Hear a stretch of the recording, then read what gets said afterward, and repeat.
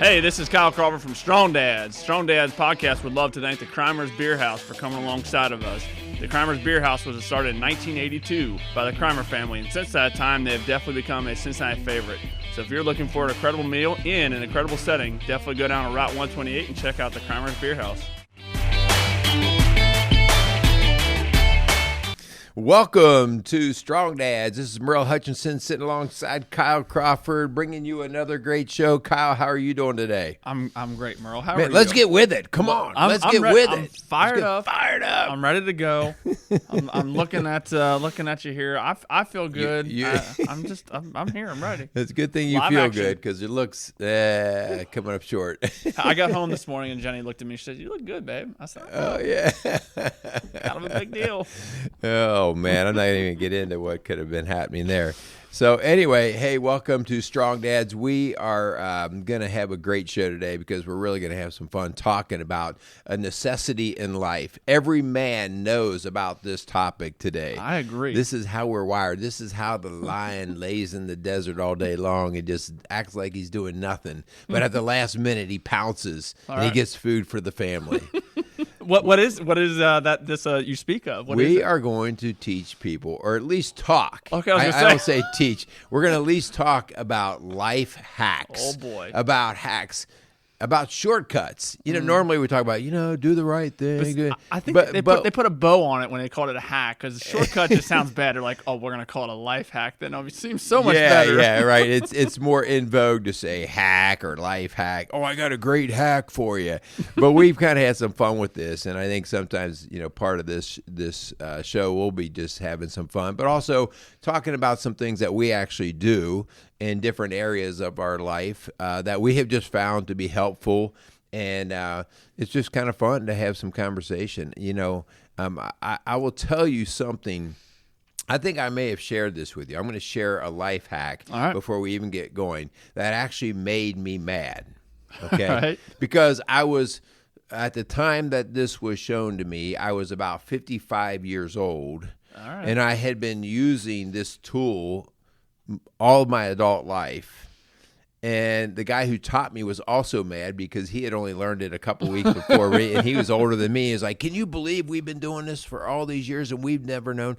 It was how to lay a bead of caulk. Yep, I remember you told me this. Yep. Yeah, did we actually talk about that on the show? Not on the show, but Yeah. we I think when we got done recording and we were just whatever. Yeah, we were just talking. Have you used it? I have not yet, but Yeah. the next time I lay a bead of caulk, I'm gonna do it. So laying a bead of caulk should not be a big deal.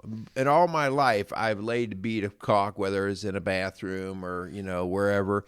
And the trick was always that you cut the tip at a 45-degree angle, Yep. and then you lay that bead of caulk down, and then you go and you lick your finger real big, and then you swipe it right through. You sweep it right over, and anyone who's done that knows exactly what I mean. Yep. It never flows out right. Never. I mean, it starts to bubble out of your finger. Yep. It starts to roll around your finger, and the next thing you know, you've got a bead of caulk that looks like. You try and use your pinky because it's nice and small. Because it's smaller. Like a weird angle.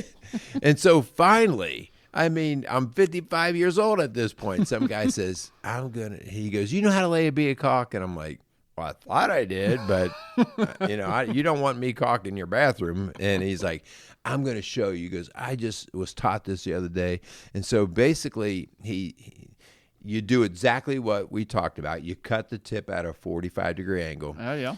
You wet your finger, but then you take the tip of the tube, the caulk tube, and you put it into wherever you're starting. Okay. And then you put that wet finger right against the tip.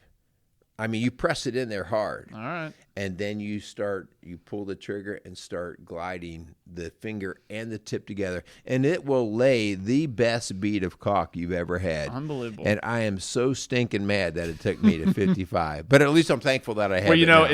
Those are the things that the infomercials, they have those little rubber things that are. Oh, yeah. And it's just my finger's good too. I know this kind of works, but the next time I lay a bead of caulk, I'll have to. You got to do it, I'll man. record it and I'll show you. Record it, and you will be like, like, when I did that the first time, I'm like, that is the most beautiful bean of cog I've ever laid. Why? Why so late in my life? That's hilarious. So anyway, we're going to talk about hacks and just where and why and the good and the bad about them. Maybe before we do that, we should say thank you to a few people. Don't hack that are them. not hacks. Don't hack them off. Will not. Strong Dads, we would love to thank Crimer's Beer House for coming alongside of us. Crimer's Beer House. I think we potentially might be going to see them here soon. That's right. It's time for a little dinner night. Yep. So go down there, Route 128. Check them out. Let them know we sent you down there. Go tell Mark that we really appreciate him sponsoring us. And thanks so much for them. Yeah, we want to also thank Casey's Outdoor Solutions for being a sponsor of Strong Dads.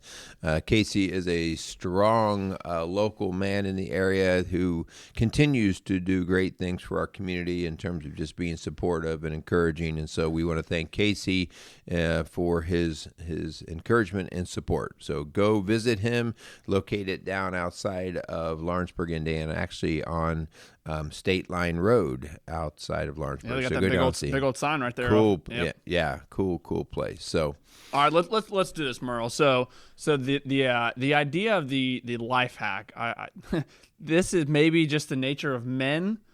that we like to find the quickest, easiest, maybe shortcut route sometimes, because I'll be honest, when I'm scrolling through the old book of face, right, old Facebook, and there's videos of the life hacks, I always stop on those. Always stop on those. So this could make my life easier. Yeah, I mean, if it's going to save me 30 seconds to do something, and then the funny thing is there's another guy on the book of face that he he's watching the same videos you watch, with the news feed where they do a life hack, and then he basically there's a life hack on this machine made thing to put a sock on, right? And it's supposed to be this life hack, and this guy stops the video and he's like, and he takes his foot and he puts the sock on, wow, that was really hard, right?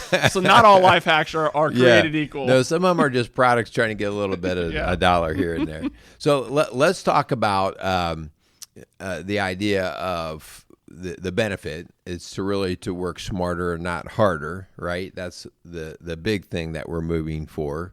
And the whole idea here is to conserve energy. Now, I do think this is sometimes funny. We talk about wanting to conserve energy only so that we can go lay our butt down and as if we need to save more energy in a lot of respects. But hey, if it's not to save energy, maybe it's to save time to do something that you do like, that you do enjoy. Maybe it's to be able to shorten the length of time so that you could have more family time, have more time to do something that does bring fulfillment. And that's why hacks are valuable. And you made me think of so Jenny and I, we bought one of those little robotic vacuums. That's a really cool hack. That's a cool hack. Well, Jenny really loves it because she hates the vacuum, right? So she just we were like, well, let's just do it, right? And now the girls have a name for it. But just like you were saying, every night this daggone little machine does its normal, around our house and vacuums it, and it saves us time. It's a really good hack, right? Well, that's what every appliance actually is a hack. That's very true. Whether it's a washer, a dryer, a dishwasher, a stove, dishwasher, these are all hacks. And so the idea here is that they are beneficial. They free us up, and then it's up to us as to what we do with that freed up time or energy. Okay, but so hacks are always have good intention, but we do want to talk a little bit about good hacks versus bad hacks. Yeah. Okay, one thing to consider when you're looking at a good hack is always consider what the final outcome is. Okay. Yep. One hack could be me painting my own cars. That could be a hack. That could save a lot of money. It could. But you would know that I painted my own cars. Because you would say, man, what a hack job that is. So that would be one of those cases where I'm not painting my own cars. Because I have actually done that before. Yeah. And you can tell that I painted the car. Yep. And so having a little bit of view of what do I want out of the final outcome. Right. Okay. Versus painting a fence in the backyard. Sure. Now that, as long as I'm looking at it from 100 yards away, I mean, who cares? Right. Okay. So that's a hack where I'm maybe not going to pay somebody to paint the fence in the backyard, but I'm going to pay somebody to paint my car. So because of the desired outcome. So certain hacks, we want to make sure that we look at what we want the final outcome to be before we jump into the hack. And when it comes to the idea of these life hacks, we were briefly talking before, trying to come up with different kind of hacks that we personally use, and I started rattling off some hacks in the workshop. And we're like, well, like when we talk about risk versus reward, which comes into play when it comes to some of these hacks, like there's things I do in my shop that I think are going to be faster, and sometimes they are. But there is a risk involved with, especially when you're talking with power tools and using. So when we do talk about these life hacks, or hacks in general, like the idea of what is the outcome? What's the outcome going to be? Yeah. Is it worth maybe taking a little bit of a shorter cut? It's kind of, again, weighing those pros and cons of this hack. Is it really going to work? Because what is the outcome gonna get me? Is it gonna be something that I can look at and say, all right, that was worth it, right? That hack actually benefited me. Or is it gonna be something where it's like, well, I took that little shortcut, but if I would have done it the right way the first time, that's right. So when it comes to those hacks, like really looking at what is the outcome and that risk versus reward type idea. I've paid for many of my hacks, whether it was an injury or something broken or damaged. And so as we get older, understanding like, okay, wait, is this worth the risk and what the outcome could be? And sometimes it's a percentage thing, right? It's just like, well, there's the percentage of that screwing up or going wrong are low. So, but you do have to weigh that. I also think that a good hack is one that does not come at the expense of others. So that can be abusive, like when we just suck people into doing things for us because we don't want to do them, but they're not treated very well in that process. And so that's sometimes we get proud of ourselves. Oh, I got so-and-so doing that for me, but that I want to be careful with, just because we're not here to abuse other people. Right. Yeah, that's good. When it comes to these hacks, I can't tell you the number of times that I've thought about myself in this, and then I see other people where sometimes it's like you spend more time trying to come up with different ways to work around the problem and work around the issue at hand versus just taking the time and actually going and solving it. Just doing it, yeah. So when it comes to these hacks that these short the shortcuts we're trying to take, sometimes we just need to like take a step back and be like, all right, I've spent the last 3 hours trying to come up with a shorter way to do something that may only take me 10, 15 minutes, where if there's 3 hours, I could have done it 10 times over, right? How often have you looked at your kids and like, you've spent more time trying to figure out how to get out of work than it would have just taken to do the work? Yes, that is it. So we can be guilty of that too. And then one cool thing about a good hack is always worth bragging about. So you got to. When you come up with a good hack, when you invent something that you go, man, now that worked really well, then that's worth sharing. Like, did I ever show you my belt sander on my treadmill? Yes, there we go. So that was a hack. Like, I had an old broken down treadmill. Yes, this thing is fantastic. And I'm like, that motor still works really well, and the deck on it's pretty good. Everything else was falling apart. And so I started looking around for the idea of, I wonder if I could buy a belt instead of the running belt that you run. I wonder if I could buy a belt, a sandpaper belt that would fit that. And I found this company that made these belts. And I bought a couple of these belts, and I put that on that treadmill, and I mounted that treadmill deck up a little bit, and that is the coolest sanding hack that I have. You got to be careful, though, because that thing will grab a block of wood and throw it right out of your hand. So you don't want anybody sitting on the end where the treadmills come out. You don't want anybody on the end because they might get, impaled by a piece of wood. But that's a cool hack. That's something I like to kind of brag on that one. Well, let's do that. Let's talk about some different odds and ends hacks that we either have used or have seen when it comes to different parts of our life. So the first one, let's talk about different hacks around the yard, Yeah. So let's start outside first. What are some good hacks that you got for outside? So this depends too on whether you're a yard geek or not. Some guys just like, I just cut it, I don't really care. But some guys are really into the yard, and I'm probably somewhere in the middle. Like I like the yard to look pretty good, but I'm not like my father-in-law, who I just love, and he's a great man. That guy, we used to tease him. He's out there with a little shears and he's measuring. I mean, his yard looks awesome. It always looks fantastic. So, but one of the things is most people cut their grass way too short in an effort to think that they're going to cut their grass less. Yep. But the bottom line is when you cut your grass too short, it browns out faster. Yep. Right? There's not as much substance there to hold the moisture in and to protect the ground underneath. It doesn't create the shade to the ground. So one simple hack to have a better looking yard is to always cut it at a longer height. So in other words, we're going to cut it to 3 inches instead of 1.5 inches. Cut it to 3 inches. It'll still grow the same amount each week, but you'll at least have a yard to get you through a more dry season, which has not been a problem this year. Not at all.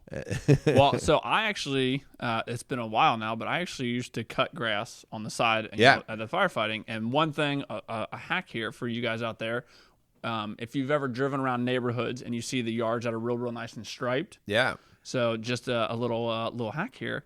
If you cut your grass, because all you're doing when you're striping your grass, you're just bending the grass blades. You're not actually like breaking them. You're just bending them. If you always start your first cut to the sun in your back, your stripes will look so much better. Oh, that is a cool hack. So if you put the sun right to your back on your first time you go down, the sun right to your back, the way the sun will hit the stripes. Really nice. That's nice. I like that. I like that. Go. That's cool. Life hack for you. Okay, there you go. So now you can get that cool look. Yep, there you go. All right. How about just I hated this one job when I was a kid. I would cut the grass, but my dad would always say, when you're done cutting the grass, rake the grass. Oh, no. I'll cut grass all day, but that rake never fit my hand very good. I hated raking grass. Yep. And so that whole idea of I still occasionally see people that will rake their yards or have something to rake them. And, a simple hack to that, get some mulching blades. Get a mulching kit on your mower, whatever it is. Might cost you a couple $100 or whatever at max to get the whole kit. But it's actually fertilizer in your yard all the time. It cuts the grass clippings up into a lot smaller little pieces so they fall down rather than sit on top.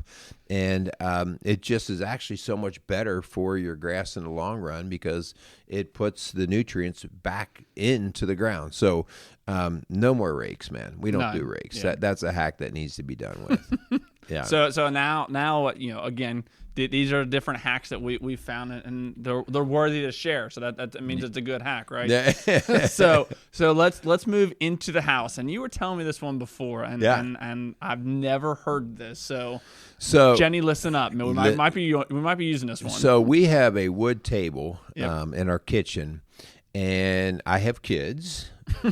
And I'm guilty as well. So anytime somebody has water, condensation on a glass or whatever, or if I take and put my hot coffee cup or something on there, they pick that up. There will be a ring, a water ring on the table.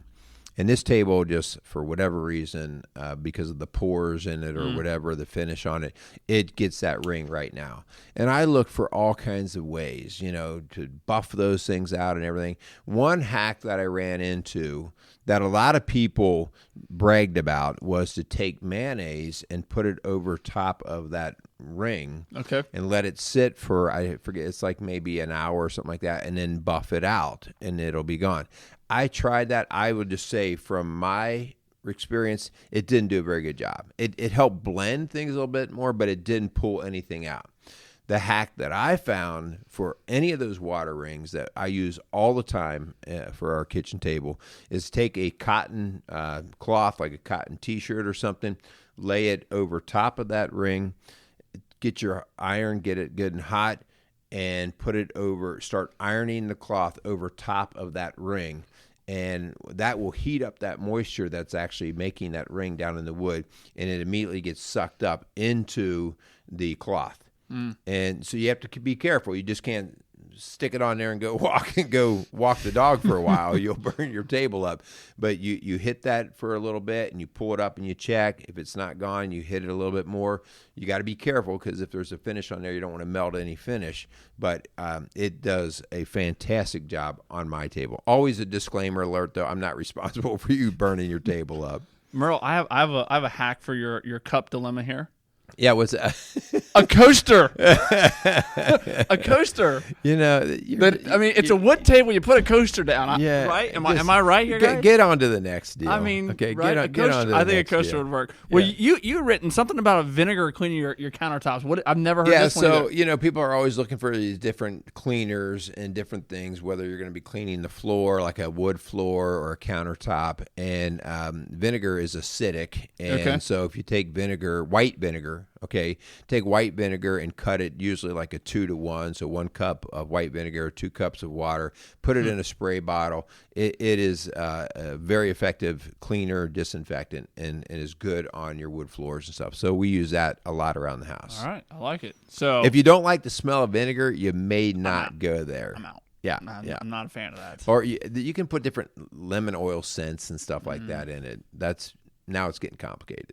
Yeah, just mix as many chemicals together as you can. No, don't do that. Let's move into my area. Let's hear your domain, the workshop. The workshop. And it's funny because as we were kind of brainstorming about this, I don't know if it's just like if I'm in the midst of a project, I'm sure there's a bunch of shortcuts. Again, some maybe not so safe, some other ones are better. But it's like you try and sit back when I'm in my workshop so much, I probably use these hacks and different things, shortcuts all the time, but to sit here and try and think of them. But one that we both kind of like, yeah, we've used this is the paintbrush one, right? Oh yeah. So you get done, painting, and them daggone paintbrushes, they're awful, right? Because you got to go down and you got to clean them out. Well, how long does it take to clean a paintbrush? Like somewhere between 4 and 5 days. They're ridiculous.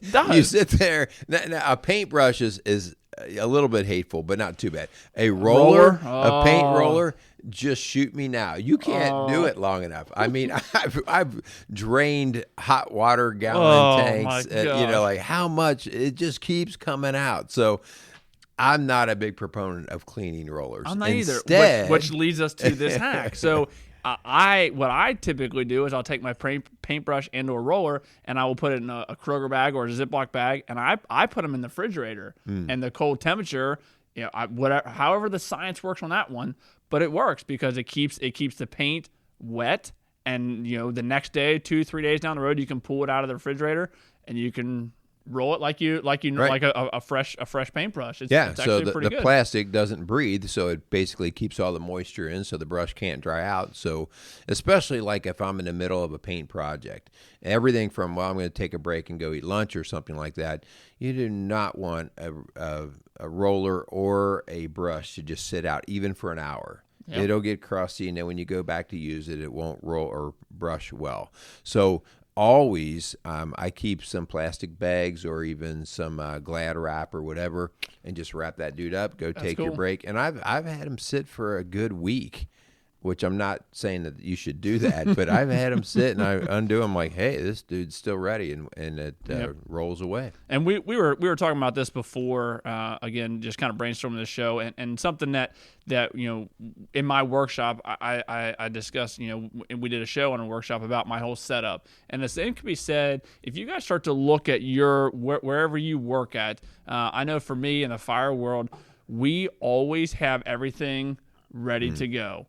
And maybe a very simple hack, but we prepare everything to be ready at a moment's notice. So when it comes to the fire truck, like all the tools that I know I'm going to use, I have I can reach them right away. In the back of the medic, like we have things staged that I know that if a patient is having trouble breathing, I can grab something really quick. It's right here. We have stuff taped up on the wall of our medic units. That way it's quick and easy to grab.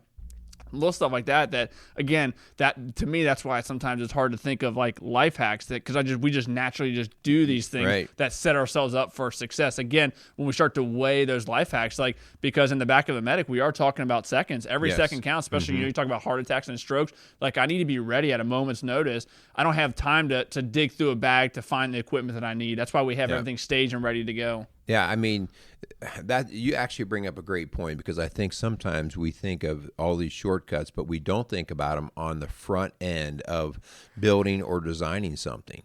If like when I designed our house, Linda and I had a lot of conversation about how I'll say to hack the house so that it was easy to live in. And so something very simple, I'm not really concerned about how other people's homes flow. I'm concerned about how my home flows and how our lifestyle is. And so, I put the master bedroom and the 2 kids' bedrooms, they're all on the same floor with the laundry room in the middle of those 3. And that was simply for the idea of no one's going to have an excuse for not getting laundry done. And it was just that kind of stuff that was like in the design that helped. To this day, we always say like, man, that's one of the best ideas, because laundry is just not a big issue in our house. You know what's a great life hack for laundry? A laundry chute. Oh, yeah. I've had 2 houses. Yeah, yeah. I've had 2 houses in my adult life.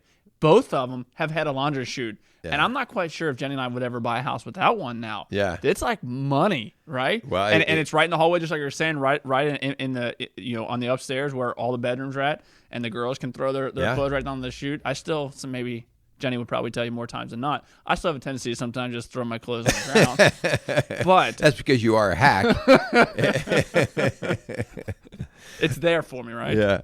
Okay, how about let's go in quickly to the fitness world. Yep. Okay, so this is an area that I work through, and I'll be the first to tell you, one of the things that people know about me and my working out, and my wife knows about me, is I am all about bang for the time buck of fitness. Sure. I learned a long time ago the last thing that I want to do is hang around a gym all day long.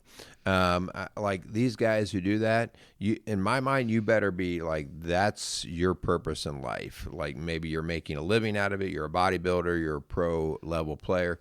But for the most part, I want in and out. I don't want that to own me. And so in fitness, it's really all about intensity. So bang for the buck. Like if I only have 30 minutes to work out, right, then it's the quality of that workout versus just, if I want to improve, if I really want to hit different levels and thresholds of fitness, then it's about the quality. And so that's where things like I frequently talk about intervals and high intensity training, these kinds of things, because I can do a half-hour workout. That's actually how my workout finishing came to be. I can do a half-hour workout, work the entire body from head to toe, and I can have you exhausted and done, okay? And that's not to brag. What I try to do is I try to make it is very complex in terms of complex movements, not hard to do, but complex in movements, compound movements. I'm using legs, hands, arms, everything, and I'm running it through high-intensity intervals, so 30-second, 40-second, whatever it is. Doing that versus just hanging out and doing a few lifts here and there over 30 minutes, I get people out of our gym warmed up into their workout, cooled down, and stretched the whole deal for an hour.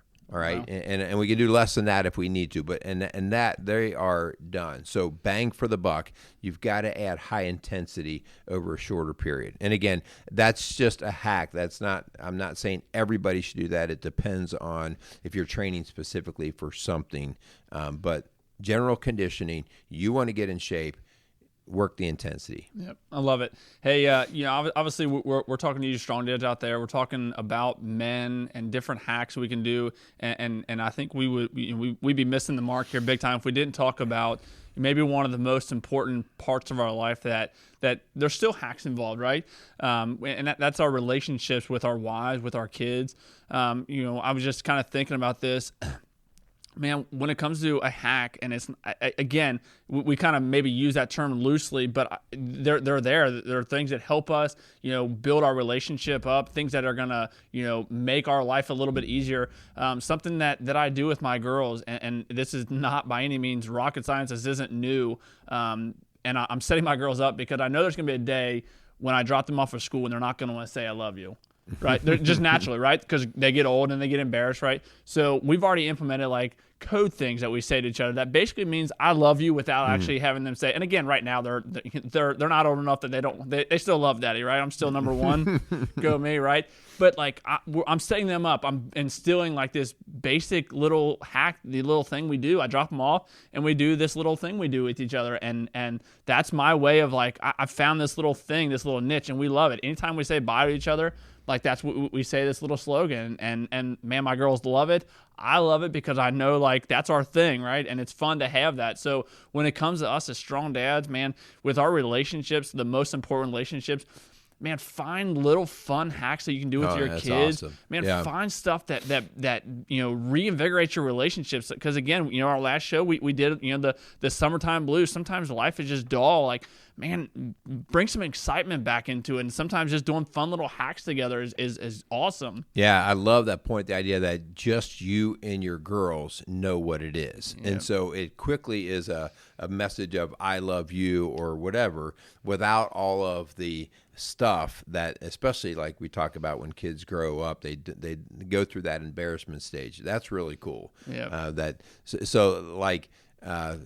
With my older boys, especially when they were growing up, like I taught in their building, and they did not want Dad to acknowledge them verbally, like, "Hey, buddy, I love you." Yep.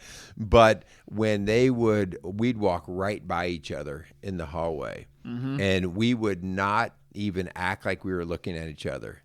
And at the last minute, when we would walk by, we would just put our hands out and do a high five. Yeah. And then just keep right on walking. No words exchanged, no nothing. But that was like that connection. That's a cool point there. Yep. I love it. That's awesome. Man, find stuff with your wife, like, again, not that you have like to have like code names and pet names for each other and stuff, but like find cool things that bring life into your marriage. Like our most important relationships are obviously our relationship with God, and the next is going to be with your wife. And man, find things, find excitement.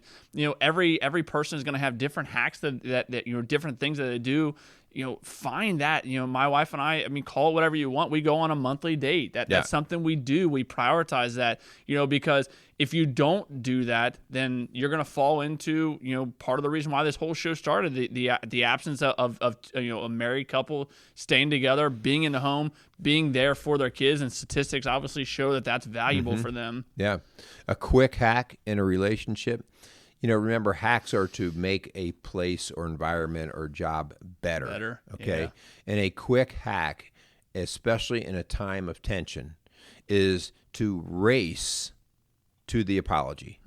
Okay. So again, the reason why we don't apologize is because we're going to wrap our head around rightness and wrongness and tension, and we're going to be bullheaded and stubborn with all that pride. And if you want a quick hack to get to what's important, the job that's important in the relationship, just start with an apology.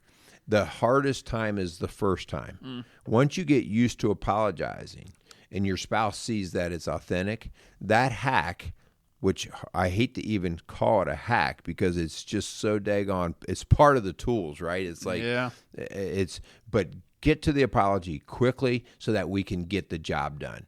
If the apology being held back is keeping us from getting the job done, how long are you going to sit around and let that happen? So apologize quickly. Learn to read your spouse. These are quick hacks. I mean, if I can teach a guy within 30 seconds to read how his wife's doing when she walked in the door, it can save me from stepping in piles of you-know-what, okay?